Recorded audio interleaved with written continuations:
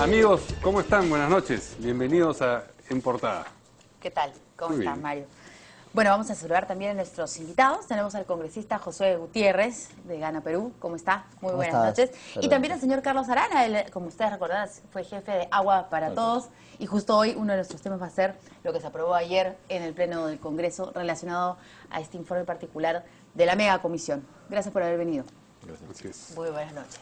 Bien, vamos entonces efectivamente con el primer tema que tiene que ver con lo que se ha discutido hoy en el Congreso a propósito del lote 192. Como se sabe, el Ejecutivo, en particular el presidente del Consejo de Ministros, Pedro Cateriano, ha dicho que Petroperú no está en condiciones de explotar ese lote, por lo que tiene sentido que se le haya cedido el derecho a otra empresa transnacional. Sin embargo, la bancada nacionalista ha insistido en que se apruebe un proyecto que le permita a Petroperú realizar esa labor. Vamos a escuchar primero a Pedro Cateriano. Señalar que el gobierno ha incurrido en uso político de esta decisión es absolutamente alejado a la verdad de los hechos y a la realidad legal vigente, señor presidente. No, han faltado voces que señalan además que levantando este impedimento legal, Petroperú está en condiciones de operar y explotar este lote. Sobre este punto quisiera señalar lo siguiente, presidente. Petroperú hace años no realiza labores de operación, exploración y explotación. Claro, ahí lo que estaba... La idea completa es, a pesar de que se cambie esta ley, que supuestamente es el impedimento legal para que Petroperú pueda explotar este lote 192, aún así no puede hacerlo porque no está en capacidad económica, no hay técnicos, etcétera. Pero ¿qué dice la bancada oficialista? Vamos a escuchar al congresista Isla. Invoco una vez más a todas las demás bancadas que escuchen el reclamo razonable del pueblo loretano y que se debata y se vote hoy día, porque no debemos olvidar que el 29 es la fecha límite de la concesión petrolera. Cualquier hecho que pretenda dilatar es una forma de evadir la responsabilidad de debatir. Ya verán cada uno cómo toma posición en su voto, pero lo que le pedimos en primera instancia es el compromiso de que nos ayuden suscribiendo sus firmas para la exoneración de estos dos proyectos de ley que permitiría de manera inmediata participar.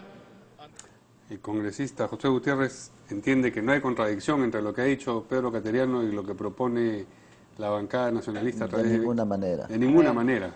¿Dónde se ha visto que se contradigan? Porque la conferencia está planteada justamente porque hay dos escenarios, ¿no? Y es preocupante. La decisión del Ejecutivo, que es eminentemente técnico, eminentemente vinculado a factores, digamos, de evaluación financiera que tiene Petroperú y de todo lo que debería ser su comportamiento ahora para fortalecer y hacer que Talara sea viable. Y por otro lado, el componente político que pone esto en el debate.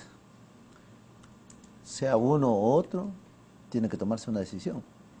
Y creo que es responsabilidad del Parlamento asumir esa decisión, sea cualquier cosa, porque no se puede tener la cosa en el limbo, habida cuenta que el día 29 de este mes concluye el contrato con el que viene operando y por lo tanto tendría que tomarse una decisión a nivel del Ejecutivo. Entonces, en esa línea, la exhortación de nuestra bancada es, en primer lugar, que se discuta el proyecto y que se tome la decisión, cualesquiera sea, finalmente es facultad. Es soberano el Parlamento en su decisión de poder adoptar un comportamiento de esa naturaleza. No, eso ha sido el tema de la exhortación, ¿no? No hay que decidir. ¿Cómo que no hay que decidir? Hay tres proyectos de ley. El presidente del directorio de Petroperú, luego de haber sesionado el directorio, emitió un comunicado el 24 explicando por qué no pueden explotar. Entonces, pero ¿qué es lo que se tiene que decidir en el Congreso? O sea, por eso justamente, el señor ministro... la ministra de Energía y Minas ha sido muy clara en explicar el detalle y las motivaciones del por qué adoptan un comportamiento eminentemente técnico que tiene además soporte y opinión basada en los mismos operadores de Petroperú, ¿ok? Entonces, como usted dice, en la lógica y en la realidad no debería tenerse ningún trámite pendiente, ¿ok? Pero este también tiene una lectura eminentemente política del discurso que se han venido dando durante la mañana, y nosotros lo que vemos es que acá hay un aprovechamiento, y si ellos quieren, y si tienen los votos, y si quieren hacer eso por encima, ellos? O sea, los parlamentarios que han tenido una opinión indicando que sería viable dar pie, digamos, a un proyecto de ley de esta naturaleza, entonces vayamos pues al voto, ¿no? Creo que eso es lo más... Ustedes como bancada oficialista tendrían que apoyar lo que dice el Ejecutivo, ¿o no? A ver, usted no tendría que decir, por lo que dice el Ejecutivo, ¿para qué apoyar lo que están pidiendo nosotros vamos a adoptar, perdón. Nosotros vamos a adoptar un comportamiento muy serio, muy maduro con respecto a la decisión final, pero que no se nos diga que nosotros no dimos, digamos, la oportunidad para que este tema se debata. Ya toda la mañana se ha debatido, es más, el Ejecutivo ha enviado a sus funcionarios, en este caso al Premier Cateriano y a la señora Rosa, para que, como ministra de de Energía y Minas, para poder desarrollar estos temas. Y creo que ha quedado claro, y creo que usted lo ha entendido bien, Verónica, al señalar que no hay nada pendiente, y hay opiniones que sí tienen carácter vinculante respecto a quien debería ser finalmente el que acoja este tema, como el representante de Petroperú, quien ha tomado además una resolución de directorio. Entonces al final va a decir, bueno, salió la ley, entonces como nosotros no tenemos la capacidad financiera de asumir esto, entonces, y usted que Congreso me han dado esta atribución, entonces dame también el dinero adicional. La pregunta, ¿eso es el camino que se requiere? Esa es la situación que se quiere plantear. En todo caso, hagamos que se tomen las decisiones y que seamos responsables finalmente por las decisiones que se puedan adoptar. ¿Qué dice Carlos Arana sobre esto? Primero, el comunicado de Petroperú, como lo ha dicho muy bien, es totalmente claro. O sea, no hay ninguna posibilidad, ni técnica, ni económica, ni financiera, de ejecutar el proyecto. Ni hay ningún pedido al Congreso de plata. El lote tampoco que maneja Petroperú, que es el lote 64, están buscando un socio para transferir 75% de las acciones, pero no tienen capacidad instalada, ni técnica, ni nada para poder ellos mismos explorar. El que ya tienen a su vez ya adjudicado. Entonces, estamos en una contradicción al final de un gobierno que creo que genera malos mensajes hacia afuera. Mira lo que nos está pasando en Talara. 3.000 millones invertidos en un país que en ese momento tiene una fuerte crisis que resolver y enfrentar, y ahora queremos meter 700 millones adicionales y meternos un tema que no conocemos y no tenemos capacidad. Yo creo que acá no hay otra cosa más que apoyar lo dicho por Petroperú, que es la conocedora del tema. Si ellos te dicen no puedo, ¿por qué queremos desde afuera decirle hoy sí, acá tienes una ley, a ver qué haces? ¿No? Y poner 700 millones en riesgo, que me parece muy delicado en estos momentos. La bancada del APRA, Concertación Parlamentaria... Nosotros vamos a respaldar la posición de Petroperú. ¿Qué cosa tan extraña, no le parece, congresista? Sí, que la bancada de oposición de Concertación Parlamentaria esté apoyando lo de Petroperú, lo de Ejecutivo, y ustedes han dado conferencia de prensa diciendo, bueno, si los congresistas acá quieren, pues vamos a votar, un momentito. si cambiamos esa ley. No es así, Entonces, es así. Nosotros hemos sostenido desde la mañana, a ver, como bancada vamos a hablar, ya, porque como gobierno creo que está descartado, ¿no? O sea, ya la ministra ha sido muy claro, y creo que bancadas como la de Concertación Parlamentaria, donde está el APRA, o las de Fujimorismo, en fin, están respaldando esa posición, ¿no es cierto? Sin embargo, también hay bancadas importantes que dicen, bueno, que intervenga Petroperú. ¿Por qué no puede intervenir Petroperú? Entonces, tienen su fundamento más llevado a tema estrictamente ideológico sobre lo que es la participación del Estado en las empresas públicas. La posición de usted es ideológica en este caso, es lo que nos está diciendo. Es eminentemente técnica, es eminentemente vinculado a temas que... ¿La de la bancada es técnica? Sí, o sea, porque, a ver, repito, la posición que antes de iniciarse el pleno en la tarde tomó la bancada es que nosotros no hay que poner ningún, ¿cómo debo decir? Ningún obstáculo para que pueda esto debatirse. Es más, vamos a exhortar, vamos a invocar, porque esto no puede quedar en el limbo. O sea, pero ¿cuál sería la posición formal de la bancada? No puede quedar en el limbo, digamos, este tema como un tema pendiente. Hoy se resuelve sí o sí, ¿ok? Se deniega los dos proyectos o tres proyectos que estén, que se deniegue, que sería lo más coherente. O sea, ustedes tienen que miedo. Esa es una posición o sea, ¿cuál que es nosotros... el temor de la bancada? De que la población de Loreto, que sí quiere que Petroperú participe, y luego vea que ustedes no quieren, vaya en contra, no voten por ustedes o alguno de ustedes de repente justamente, en el próximo año. ¿Cuál es el temor? Por eso, ese es el juego perverso de ideologizar temas que son eminentemente técnicos, ¿no? Ese es el juego perverso, porque... Pero no hacían ustedes el juego perverso. No, pero, ¿Quién está poniendo ideología, el Ejecutivo o la bancada nacionalista? No. Nosotros lo que hemos reconocido es que técnicamente el tema está resuelto. Técnicamente no es viable que Petroperú pueda asumir esa responsabilidad. No porque nosotros queramos, los mismos funcionarios porque materialmente de Petroperú es imposible. han dicho que no es viable. ¿Ok? Pero hay una insistencia movida, motivada, estoy seguro, con fines también estrictamente electorales, y ahí están en el Parlamento algunos de sus voceros, algunos de sus representantes. Dejémoslo. ¿Cómo dejémoslo va a impactar en la votación de ustedes? Es la pregunta. Yo no creo que impacte en nada, porque O sea, nosotros ¿eso tenemos va a orientar la votación hacia un lado o hacia el otro? ¿Ustedes van a estar de acuerdo con la posición del Ejecutivo? La gran mayoría de nosotros, con excepción del congresista Víctor Isla, que le entiendo, es un congresista de Loreto y asume una posición tal vez mucho más regionalista en el tema, ¿no es cierto? Con excepción de él, creo que la gran mayoría de todos tenemos una posición de respaldo pleno a nuestro gobierno, ¿no? Okay. Vamos a escuchar lo que ha dicho Mauricio Mulder sobre este tema y luego también lo que ha dicho Pedro Pablo Kuczynski. Desmoronamiento total.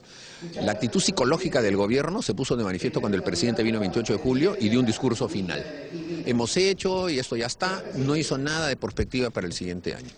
Y entonces para él ya ese era su último momento y como de que de hecho el último año no sirviera para nada. Y este desmoronamiento está llevando a que la bancada nacionalista ahora se enfrente a su primer ministro y quieran meter una ley para obligar que Petroperú se involucre con dinero de todos los peruanos en la explotación de un lote, llevado a esa situación por culpa del propio gobierno.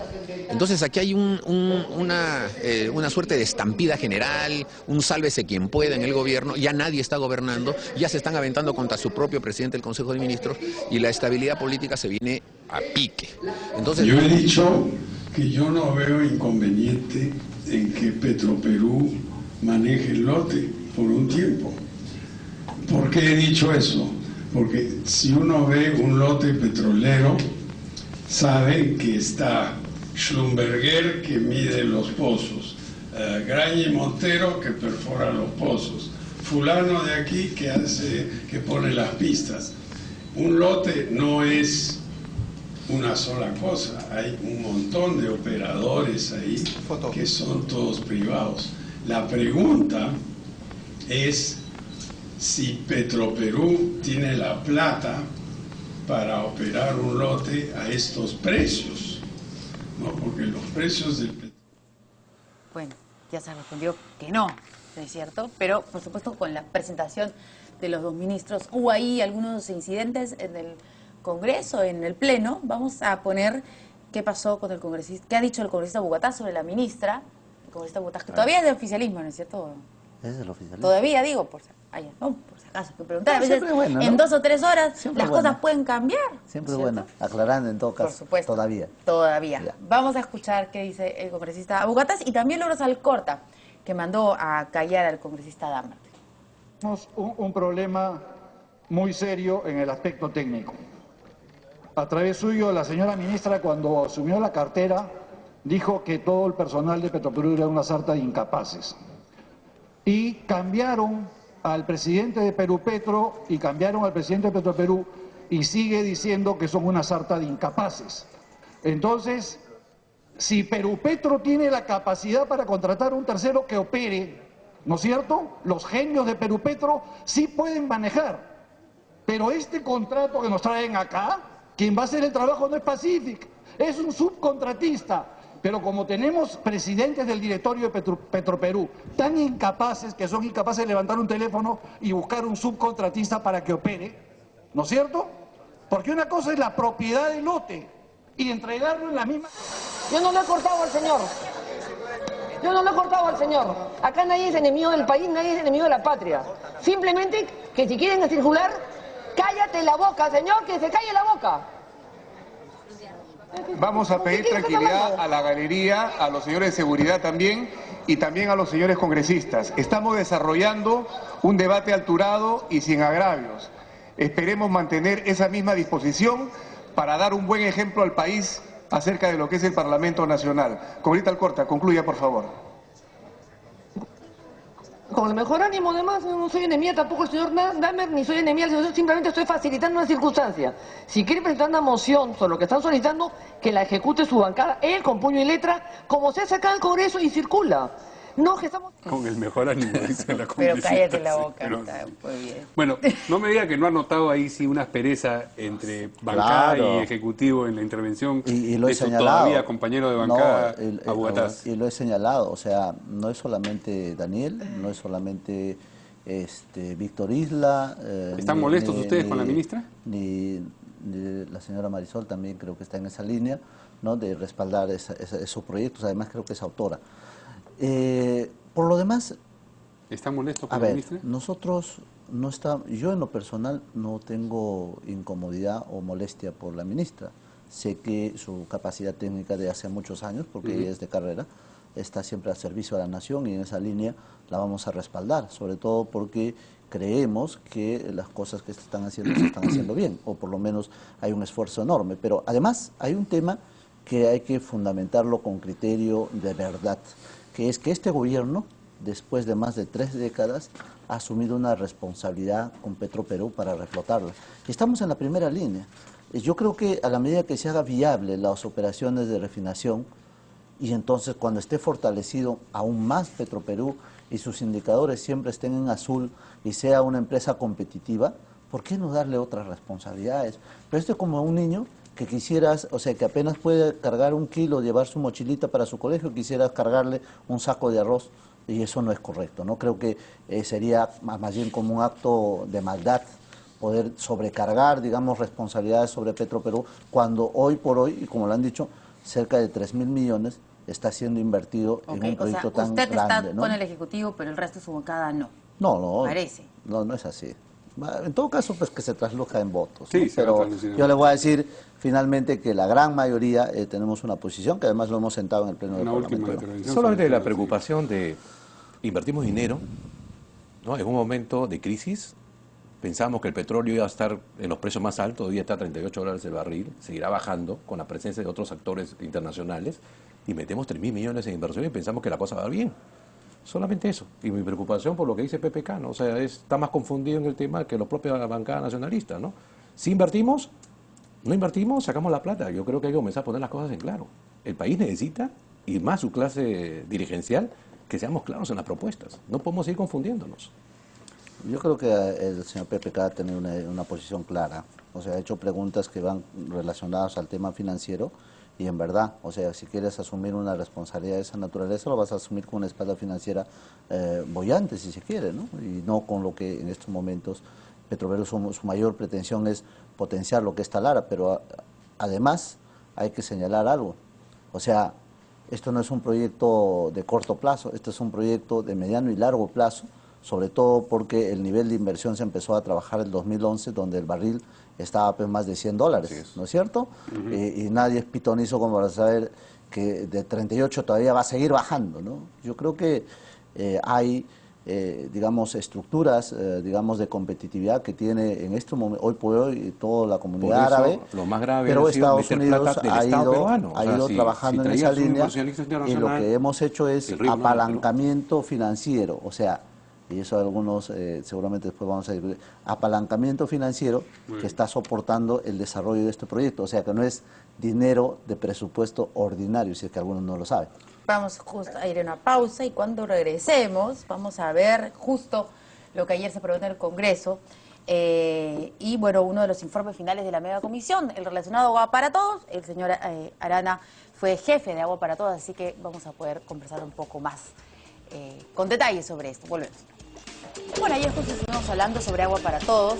Vimos al congresista Sergio Tejada, expresidente de la mega comisión, sustentando este informe relacionado al programa y lo que finalmente se aprobó se recomendó acusar constitucionalmente al expresidente García, a los exministros Jorge del Castillo, Hernán Garrido Leca y a otros funcionarios como el señor Carlos Arana, que lo tenemos aquí en los estudios. Vamos a escuchar qué es lo que dijo el congresista Tejada y luego conversamos con nuestros invitados. Varios, es una secuencia de decretos de urgencia y de modificaciones legales que dan origen a un programa que se utilizó con mucha discrecionalidad, sin un manual de operaciones por cerca de 2 años, lo cual generó un serio perjuicio al Estado. ¿Y esto podría inhabilitar al expresidente Alan García a continuar en la carrera política? Bueno, se tiene que ver en la subcomisión de acusaciones constitucionales. Será esta la que califique si amerita una sanción y si esta sanción implica una inhabilitación. No nos corresponde ya a nosotros. También a 3 de sus exministros y sobre todo a funcionarios del programa Agua para Todos y de CEDAPAL. Estamos hablando de Jorge el Castillo, Hernán Garrido Leca y Luis Carranza, si no me equivoco. ¿Hay alguna de las irregularidades que señala el señor Tejada y que están en el informe que usted considera que se ajusta a verdad respecto a Agua para Todos? Bueno, primero, el desconocimiento del país de Tejada es bastante delicado, ¿no? Bueno, él ha tenido 4 años manejando esta investigación. Nosotros hemos sido citados, creo, 40 minutos. Nos invitaron, nos hicieron bastantes preguntas. Habían 2 congresistas, así se trató con esa responsabilidad, trabajó la comisión investigadora. Nos hicieron preguntas y hasta nos pidieron recomendaciones. ¿2 congresistas cuando Sí, usted se 2 presentó? congresistas. Y yo, que era, bueno, supuestamente el creador del programa Agua para Todos, he sido director de CEDAPAL, y habían 2 congresistas, los demás no estaban presentes. ¿Quién estaba? Tejada y... Tejada y el señor Tubino. ¿No? Y te digo, nos tratamos muy bien, o sea, no nos trataron mal, pero no nos volvieron a llamar nunca más. O sea, ni siquiera para decir, no, ya has pasado todo investigado, acusado, o decirnos alguna complementación para que puedan entender por qué creamos el programa Agua para Todos. El país, dicen, uno de los temas es porque crearon una falsa declaratoria de emergencia. No había emergencia en el agua. Hoy día el Perú, en Lima, gracias a la gestión de Humala, hay 1 millón otra vez de limeños sin agua potable. ¿No es cierto? Cuando nosotros llegamos al Estado, había casi 1.200.000 limeños sin agua.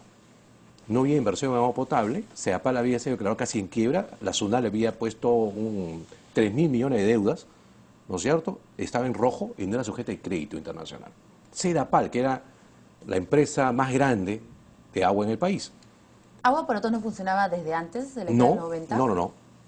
Nosotros lo creamos el 22 de febrero del siguiente año del 2007. Se creó el programa para Todos. Y el programa realmente es un sombrero. ¿Qué hicimos ahí? Tú tenías por un lado las EPS haciendo agua potable. Cada uno por su lado, a su manera. Tú tenías el programa de apoyo al agua potable y saneamiento que manejaba el Ministerio de Vivienda haciendo agua. Tenías el programa de saneamiento rural, por otro lado dijimos, tantos programas y cada uno hace la cosa como cree y no tiene normas. Dijimos, vamos a poner un solo sombrero, Agua para Todos, y comenzamos a operarlos para que todos vayan en una sola dirección.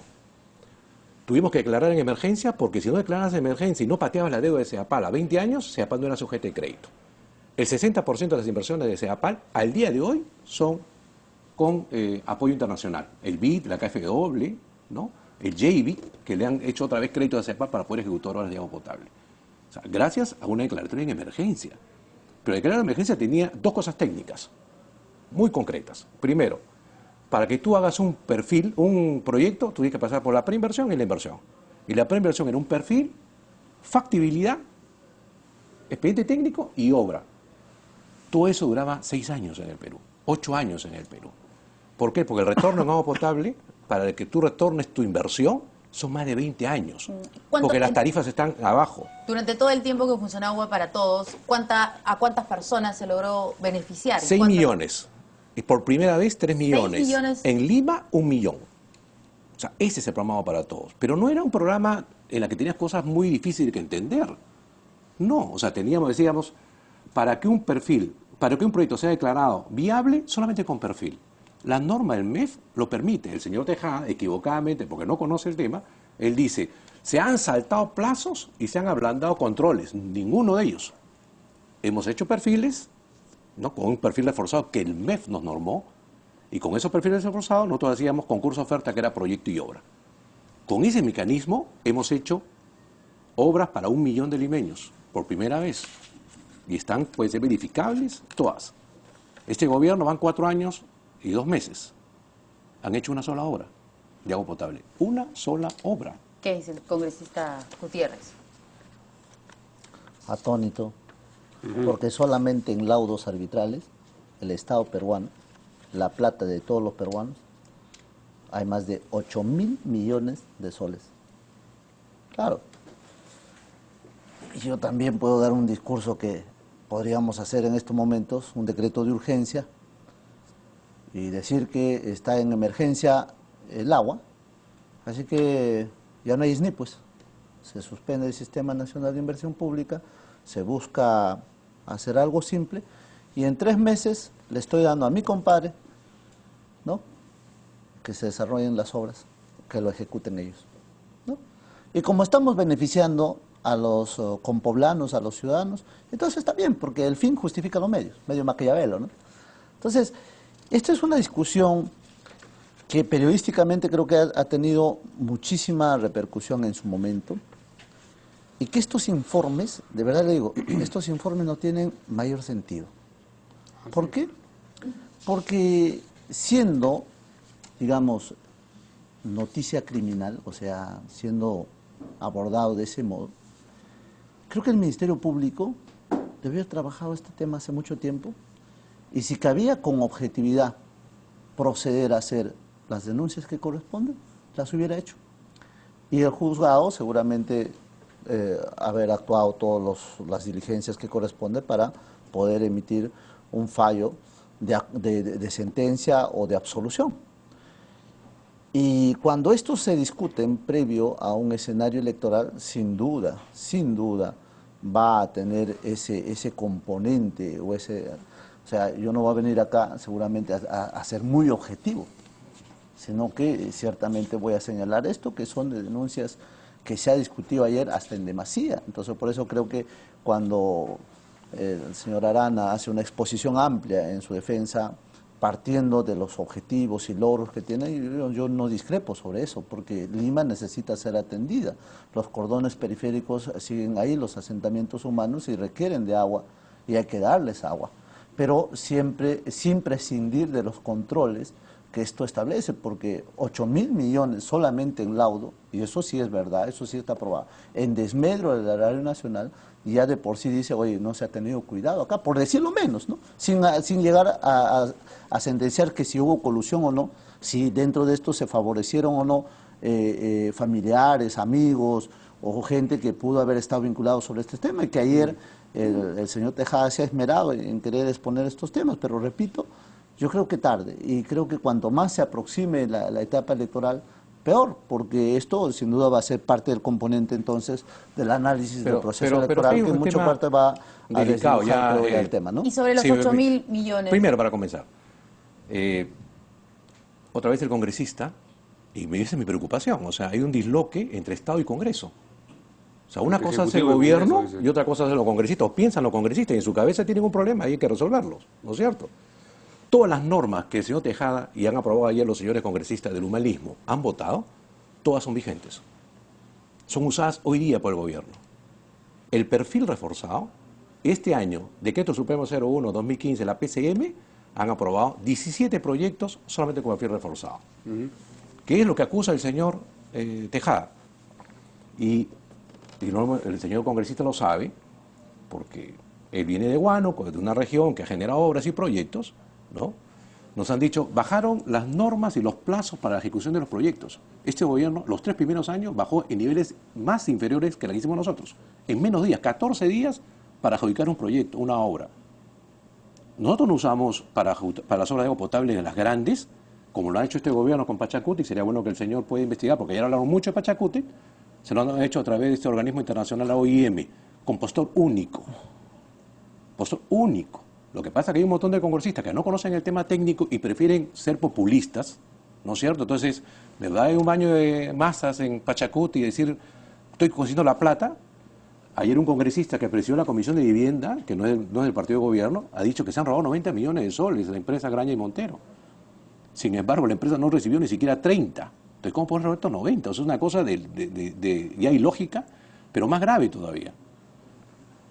La obra costaba 330 millones cuando nosotros dejamos licitada y adjudicada. 330 millones de soles. 2 años después la declararon nula. Y ahora vale 160 millones de soles más. Yo a priori podría decir, a lo Tejada, acá hay corrupción. A priori podría decir eso. Pero yo soy ingeniero, a diferencia de Tejada. Y yo para decir eso, tengo que revisar los planos, los expedientes técnicos, ¿no es cierto? Para eso estudio.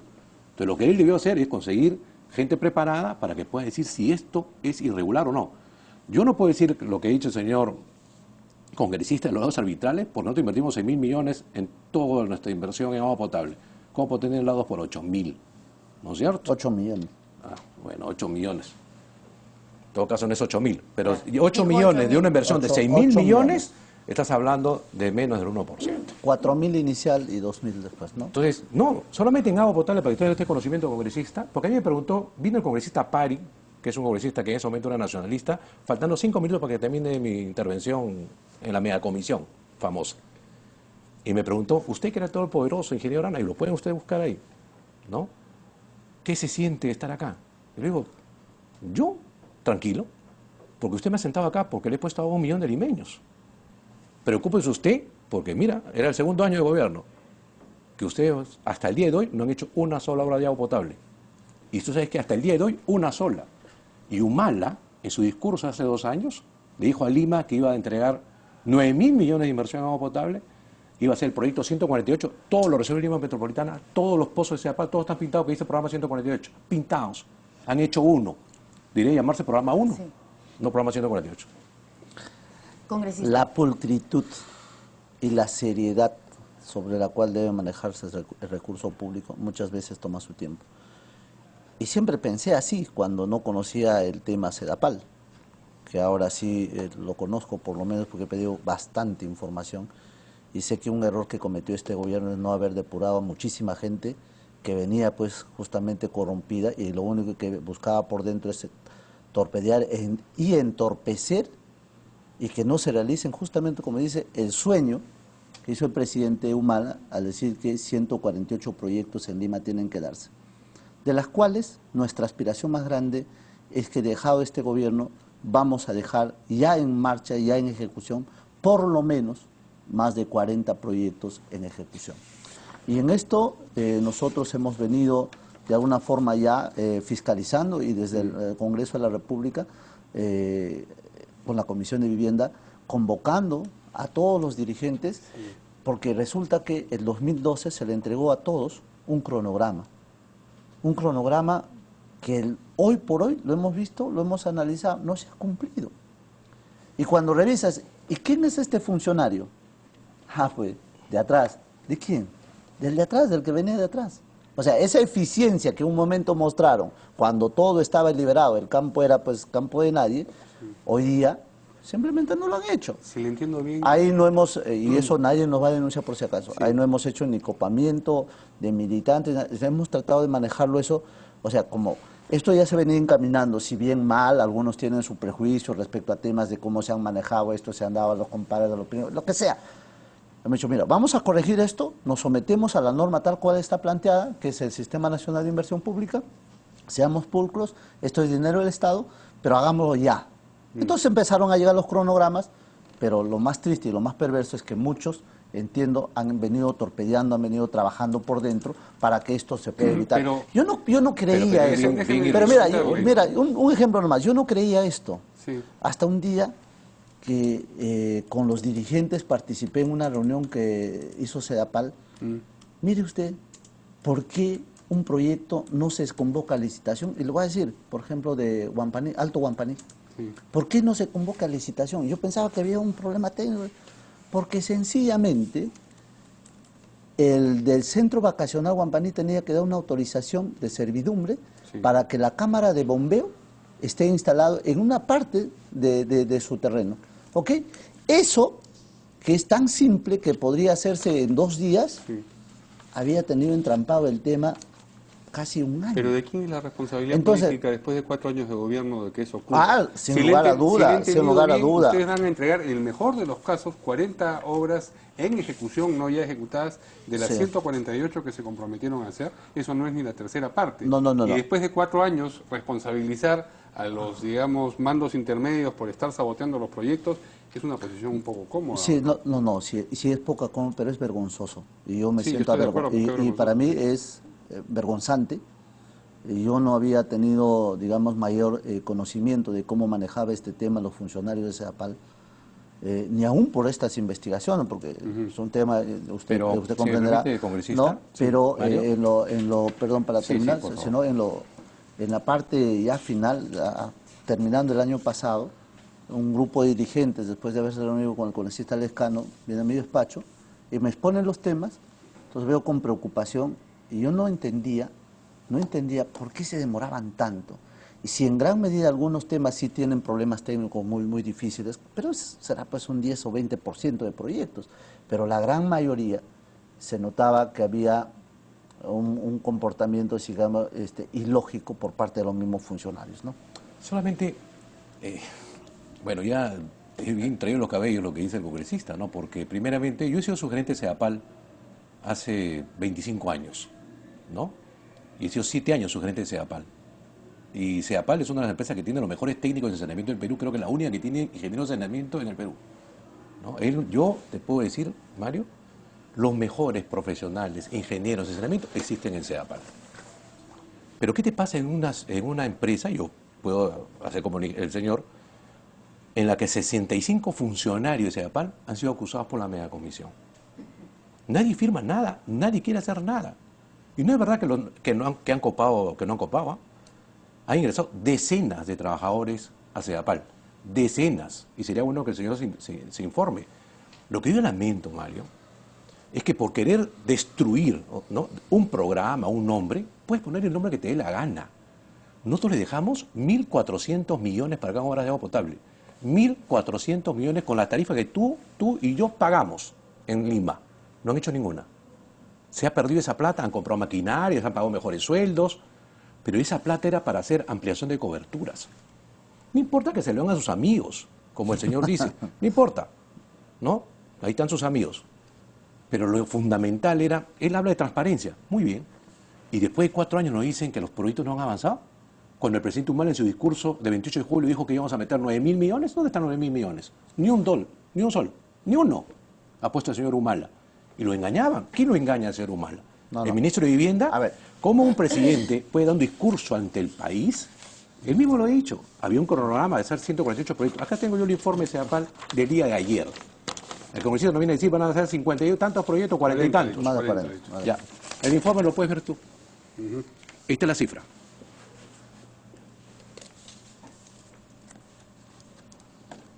Bueno, pero lo vamos haciendo algunas 27 proyectos. 27 proyectos. Y te puedo decir uno, que acá está, Bayobar, por ejemplo, que está en la lista. Sí. ¿Cuándo van a tener agua potable? El 2017. Los señores del esquema Los 400, ¿cuándo van a tener agua? El 2019. Si es que hay buen tiempo, si es que se trabaja de verdad. Yo subrayo lo que ha dicho el congresista Josué. Él dice, nadie pudo sacarnos al segundo paso de una entidad pública del Estado.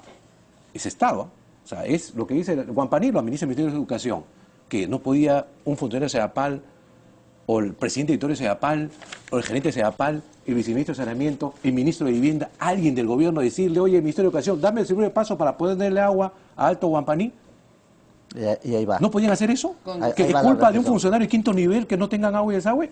¿O es de la indolencia, de la incapacidad, no sé cómo llamarlo, o de esta guerra de los roles que se ha desatado en este gobierno actualmente, ¿no? A ver. Con eso terminamos. Hay un tema central, ¿no? O sea, estamos partiendo de un hecho que para mí ha sido muy preocupante. A pensar que funcionarios de este gobierno, trabajando en este gobierno, no quieran sacar estos proyectos. Lo ha confirmado el señor Marco Arana, que además tiene Carlos Arana, que además tiene grandes amigos en CEDAPAL, ¿no es cierto? Que había una actitud exprofesa de perjudicar no al gobierno, sino a miles, cientos de miles de ciudadanos para que no tengan el servicio de agua y desagüe, porque el tema económico está solucionado, hay una estructura financiera que está, digamos, muy bien definida para financiar todo este 148 programas. Entonces, yo creo que en esta parte sí hemos cometido errores con relación a no haber detectado esto. ¿Quién podría pensar que un funcionario que trabaja para este gobierno, que está con este gobierno, puede estar paralizando las obras, puede estar retrasando todo esto? Y dicen que son los mejores. Pero solamente el tema del agua para todos, solamente la acusación constitucional. Una acusación constitucional que el señor Tejada planteó ayer, que fue votado y aprobado por 40 votos, es porque Alan García, ¿no?, firmó una ley aprobada por unanimidad en el Congreso de la República. Y que fue observada el 27 de julio en la noche por el señor Toledo. Él levantó las observaciones y la aprobó.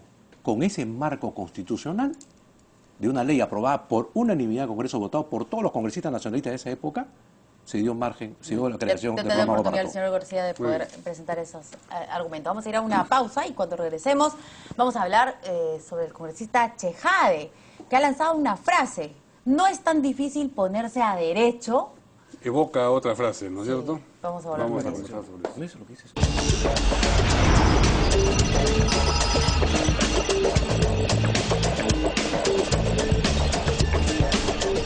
Muy bien, ayer en la noche el congresista Omar Chejade estuvo aquí en Canal N y si bien ella se había pronunciado en el sentido de que consideraba conveniente que Nadine Heredia se someta a una prueba grafotécnica para descartar finalmente si la escritura en las famosas agendas le pertenece o no, ayer acuñó eso de una forma particular que hace recordar una frase que en su momento Nadine Heredia le dedicó en el Twitter.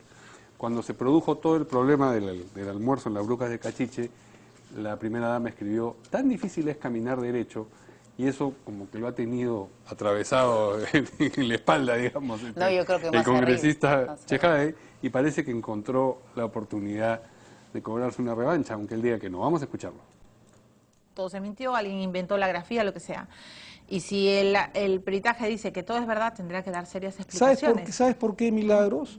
Porque yo creo que no es tan difícil ponerse a derecho, ¿no?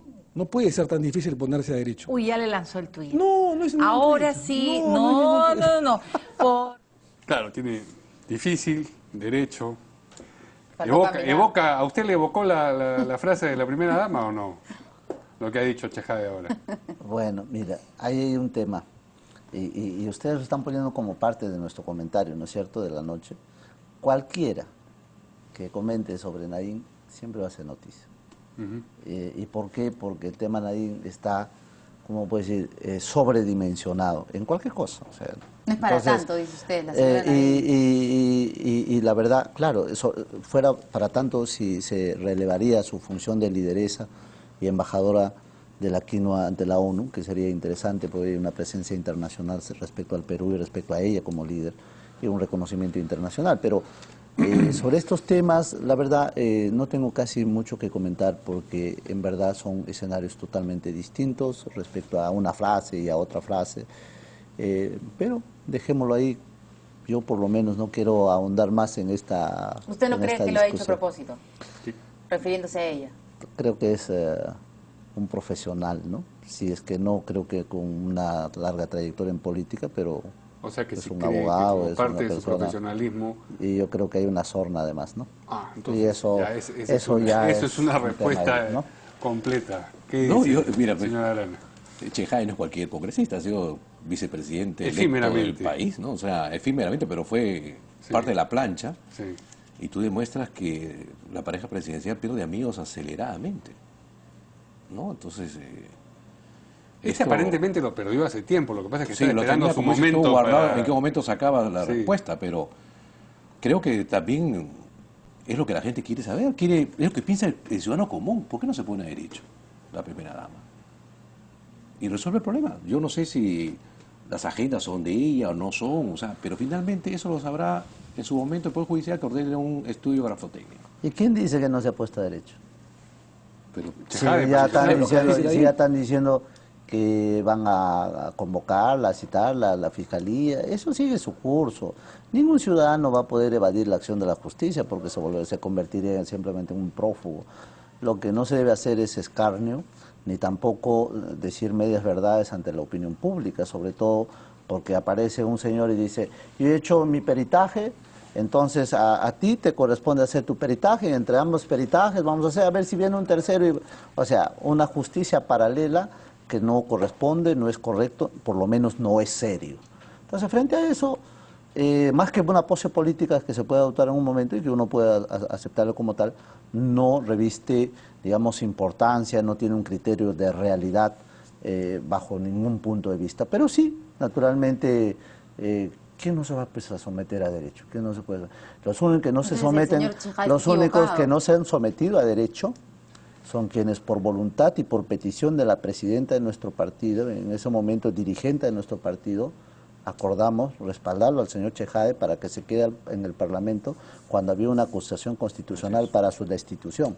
Y creo que no se debe ser tan desgraciado para tener por lo menos eso en cuenta y saber respetar que te salvaron en algún momento y ser grato por lo menos. ¿Como un favor a Chejade? No como un favor. ¿O estaban convencidos de que Yo estaban obrando correctamente? le puedo decir que gran parte de nosotros creía en Omar Chejade, pero también un grupo suficiente como para inclinar su desafuero no creía en él. Sin embargo, se sometieron a un acuerdo de bancada y lo respaldamos. Entonces, uno no puede ser, repito, tan desgraciado de olvidar esas cosas así tan rápidamente. ¿Se está diciendo desgraciado, señor Chejade? No, yo le estoy diciendo ¿Sino por el acto, por el evento que puede ocurrir, ¿no? De verdad. ¿Está en los márgenes ya de la bancada del oficialismo? Yo espero que no, yo espero que la madurez que pueda adoptar respecto a su vida política le pueda orientar de manera distinta, ¿no? Sí. ¿Qué podemos decir lo que dice el congresista?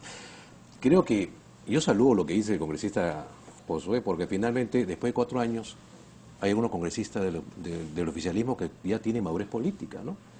Piden hoy día respeto, no carga montón, no persecución, lo que ellos han hecho en 4 años, ¿no?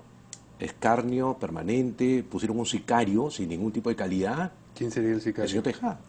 Pero por supuesto. Fuerte. Pusieron un sicario político, o sea, un sicario político que quiere matar políticamente.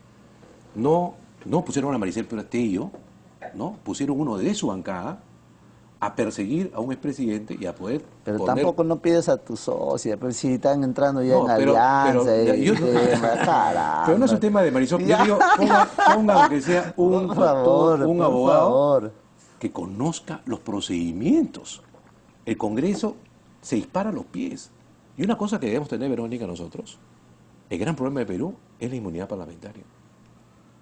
Porque los señores pueden insultarte, te pueden agredir, te pueden ofender, te pueden difamar, te pueden destruir tu vida y tú no puedes hacer absolutamente nada porque tienen inmunidad parlamentaria. Yo creo que una de las reformas más importantes que tiene que hacer este Congreso es quitarle la inmunidad a estos señores para poder ser juzgados. Ojalá, porque tienen igual derecho que nosotros. Ojalá nos pueda respaldar el AMPRA para hacer que se haga esa modificación. Es verdad, porque todo el mundo destruye a todo. No hay honor, no hay familia, no hay dignidad, no hay nada. Lo dice por el Eso señor no es Otárola correcto. también, que ha dicho que la señora No, él preguntó, se ha reunido. él preguntó, nunca lo la dijo de señora una forma afirmativa. O sea, él preguntó, yo quisiera preguntarle a la señora, a ver, esto. Y ya, pues ahí quedó, ¿no? Pero no ha sido tan... tranqui nomás. No, pero no ha sido... Una pregunta siembra la duda, ¿no? Sí, eso sí. Pero bueno, ha sido esclarecida, creo, ¿no? Tenemos que ir a una última pausa para regresar con un último tema. Sí, la delincuencia. Bueno, Chapa tu entonces choro. acá, mientras todos están, pues, ¿no es cierto?, hablando sobre el tema político, las agendas, agua para todos y cualquier otro tema, en la calle nos siguen robando. Y entonces la ciudadanía está adoptando sus propias medidas de seguridad y este Facebook, que a mí ya me está causando cierto temor, se llama Chapa, ¿cómo es? Chapa tu choro. Chapa tu choro. ¿Y de ahí qué le haces? Ya estamos aquí, pero vamos a volver con eso.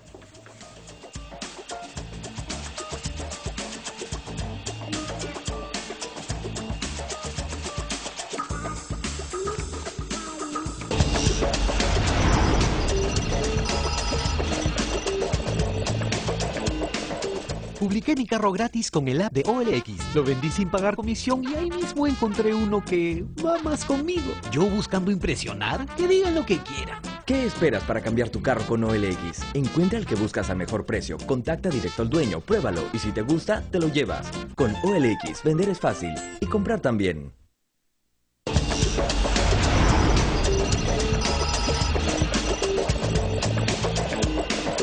Bueno, hoy amanecimos además con el nuevo director de la policía, ¿no es cierto? Salió el señor Flores y bueno, este nuevo director de la policía ha dicho que no se pueden hacer los linchamientos, cuando ya hay en realidad muchas rondas vecinales, muchas personas organizadas, no solamente en distritos, en cuadras, ¿no es cierto?, manzanas, para poder defenderse ante la delincuencia. Pero vamos a ver qué es lo que ha dicho el nuevo director de la policía. Definitivamente no podemos admitir en un Estado de Derecho como es el país, ¿no? Poder permitir a las personas que linchen a cualquier ciudadano. Para eso están las leyes, para eso está la policía, para eso está el Ministerio Público, para eso están las autoridades.